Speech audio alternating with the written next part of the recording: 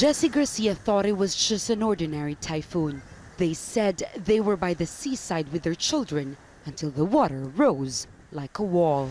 Yung scene, tumitila po na. All of a sudden, our roofs were blown away and we had to swim away from the current with our children. It was terrible, terrible. But all of us survived, thankfully. Jesse said their house and his boat, which he once used for fishing, is now destroyed. This coastal village in Ubay is one of the worst hit areas here in the province of Bohol. Survivors here tell us some of them were able to salvage a few pieces of whatever is left of their homes. But for what, they say, when they're not even allowed to rebuild here anymore.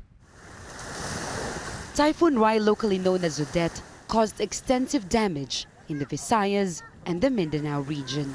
It killed at least 400 people and displaced millions more. Government officials say the damage is comparable to Super Typhoon Haiyan in 2013, the strongest storm on global record. According to the United Nations, more than 2 million people are in dire need of assistance, and access to food, shelter, and medicine remains limited. Hundreds of towns are still without power and running water. Bolanons are a hardy folk. They're a hardy race, and they're used to confronting these hardships.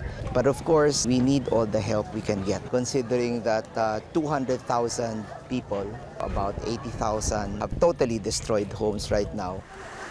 Erlinda Jumawas is now homeless. Her 15-square-meter home was swept away by the storm surge.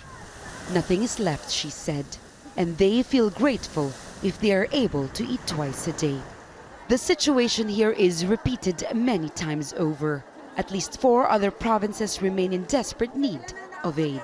There are communities which were already reeling from the economic impact of the pandemic, so Typhoon Rai's devastation has actually scaled back recovery efforts even further. Jamela, Alindogan, Al Jazeera, Bohol Province, Central Philippines.